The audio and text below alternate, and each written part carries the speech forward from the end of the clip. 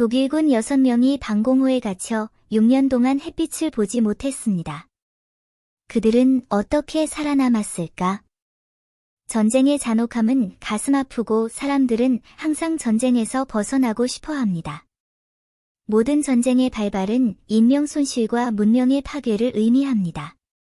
특히 전쟁이 일어나면 수많은 가족이 흩어집니다. 모든 전투 뒤에는 셀 수 없이 많은 슬픈 이야기가 있습니다. 그 무고한 사람들은 사랑하는 사람들에게 작별 인사를 하거나 전장에 나가려는 아들들에게 작별 인사를 하고 있을 것입니다. 전쟁으로 인해 평생 장애를 겪거나 무자비한 총격을 받으며 황폐해진 세상을 떠나는 사람들도 많습니다. 제2차 세계대전은 역사를 근본적으로 바꾼 전쟁이었습니다. 1931년부터 1945년까지 이 전쟁은 10년 이상 지속되었고 60개국 이상이 개입했으며 생사불란한 전쟁으로 사람들의 일상이 되었습니다. 제2차 세계대전은 인류 역사상 전례 없는 재앙이었으며 셀 수 없이 많은 생명이 희생되었습니다. 산업혁명 이후 발전해온 세계 경제도 이 전쟁으로 인해 갑자기 중단되었습니다. 많은 국가가 대규모 침체를 겪었고 전쟁 전 수준으로 회복하려면 오랜 시간이 걸릴 것입니다. 제2차 세계대전은 본질적으로 나치 독일이 일으킨 반파시스트 전쟁이었습니다. 결국 정의는 악에 승리했지만 이 전쟁을 통해 세상은 정의와 악의 경계가 아무리 모호하더라도 전쟁이 가져오는 고통은 불가피하다는 사실을 깨닫게 되었습니다. 독일이 패배하고 후퇴하는 동안 믿을 수 없는 사건이 발생했습니다. 6명의 독일군이 6년 동안 방공호에 갇혔지만 마침내 살아서 나왔습니다. 이 모든 것이 살아남을 수 있었던 것은 전적으로 방공호 건설 덕분이었습니다. 이 방공호는 적의 공습을 피하기 위해 지어졌을 뿐만 아니라 충분한 물자도 갖추고 있었습니다.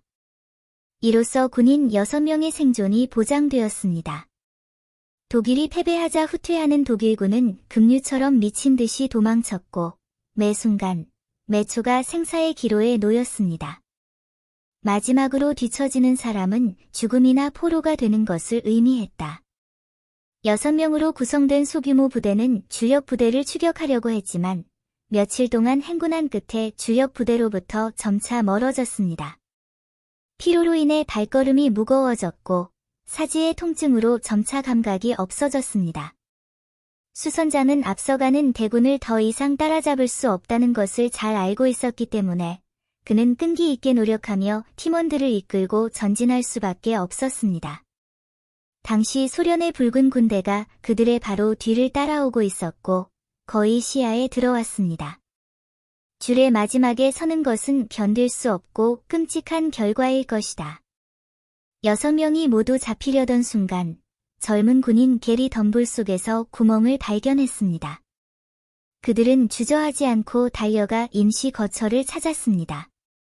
동굴에 들어가자마자 그들은 그것이 방공호라는 것을 깨달았습니다. 발각되는 것을 피하기 위해 6명은 재빨리 숨겨진 구석을 찾아 몸을 숨기고 숨을 참고 밖에 있는 붉은 군대가 지나가기를 조용히 기다렸다. 시간이 흐르면서 피로로 인해 자신도 모르게 깊은 잠에 빠져들었고 귀청이 터질 듯한 폭격과 폭발음에도 깨어나지 못했다. 수가 마지막으로 깨어났다. 그가 눈을 떴을 때 주변은 온통 어두웠습니다. 동굴 입구는 잔해로 막혀 있었고 바위 틈으로 새어나오는 희미한 빛만이 유일하게 보이는 빛이었습니다.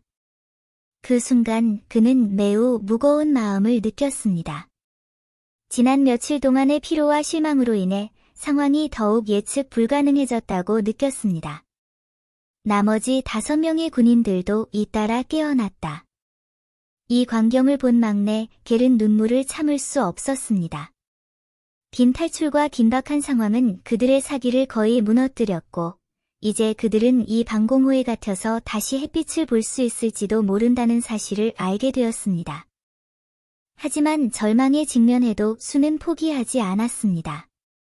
그는 모든 사람을 이끌고 방공호를 점검했습니다. 다행히도 방공호에는 충분한 양의 음식과 물이 있었고 비스킷, 밀가루, 음료수 및 기타 물품도 있었습니다. 동굴 안에는 촛불이나 성냥 등의 점화 도구도 있었는데 이것만으로도 생존에 충분했습니다.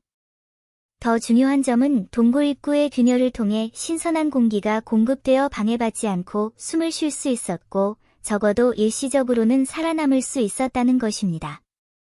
그럼에도 불구하고 군인들은 끝없는 침묵과 외로움에 직면했습니다.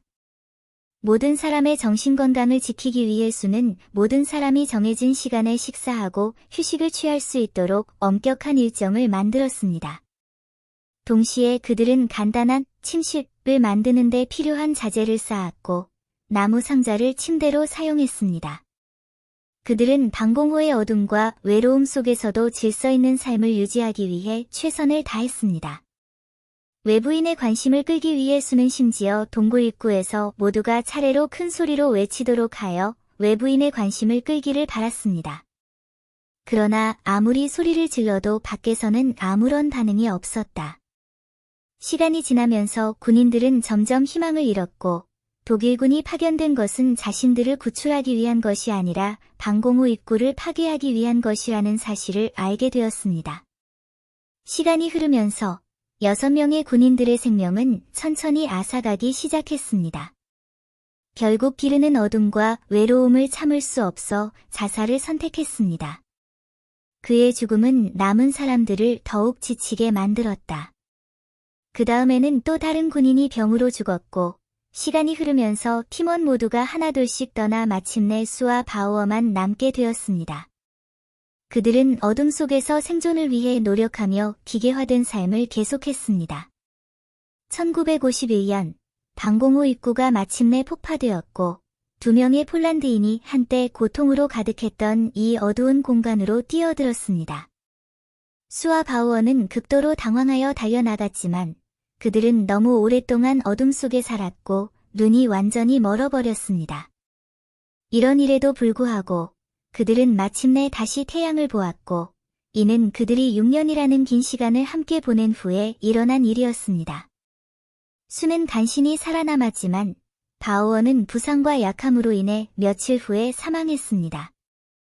2차 세계대전의 고통은 수많은 사람들에게 돌이킬 수 없는 상처를 안겨주었고 슈의 이야기는 그중 일부에 불과합니다. 그들은 전쟁의 갈등으로 인해 어려운 상황에 처해 있었고 6년간의 투쟁은 힘들었지만 마침내 터널 끝에 빛이 보였습니다.